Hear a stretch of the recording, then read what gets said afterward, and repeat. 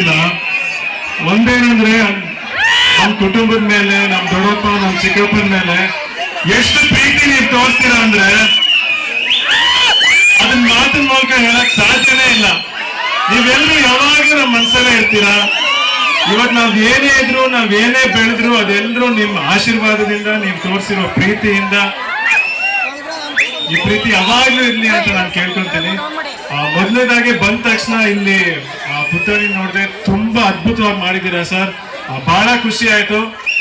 ಸುಮಾರು ಕಡೆ ನೋಡಿದ್ದಕ್ಕೆ ಅವ್ರ ಮುಖ ಆಗ್ಲಿ, ಅವ್ರು ನೋಡ್ತಿರೋ ರೀತಿ ಆಗ್ಲಿ ತುಂಬಾ ಚೆನ್ನಾಗಿ ಬಂದಿದೆ.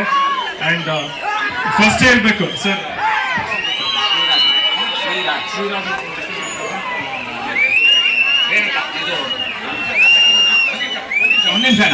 ಒಂದು ನಿಮಿಷ. ಇದಕ್ ಮುಂಚೆ ಹಾಡಿದ್ರಲ್ಲ ಶ್ರೀರಾಜ್ ಹಾಗೂ ರೇಣುಕಾ ಅವರು ಬಹಳ ಚೆನ್ನಾಗಿ ಹಾಡಿದ್ರು. ರಾಧಾಕೃಷ್ಣ ಅವರು ತುಂಬಾ ಚೆನ್ನಾಗಿ ಹಾಡಿದ್ರು. ಫಸ್ಟ್ ನಾನು ಬಂದ ತಕ್ಷಣ ಅದು ಹೆಣ್ಣು ವಾಯ್ಸ್ ಕೇಳಿಸ್ತಾ ಇತ್ತು. ನನಗೆ ಗೊತ್ತೇ ಆಗಿಲ್ಲಪ್ಪ ಹೆಂಗ್ ಯಾರು ಹಾಡ್ತಿದ್ದಾರೆ, ಅದೇನೋ ಟ್ರ್ಯಾಕ್ ಹಾಡಿದಾರ ಅನ್ಕೊಂಡೆ. ಬಟ್ ಅವ್ರು ಹಾಡೋದ್ ಕೇಳಿ ಬಹಳ ಸಂತೋಷ. ಸರ್ ಪ್ಲೀಸ್ ಬರ್ಬೇಕಿದೆ, ನಿಮಗೆ ಒಂದು ಫೋಟೋ ಬೇಕಂತೆ ಸರ್. ಇವ್ರಿಗೋಸ್ಕರ ಎಲ್ರು ಒಂದು ಜೋರ ಚಪ್ಪಾಳೆ ಕೊಡ್ಬೇಕು.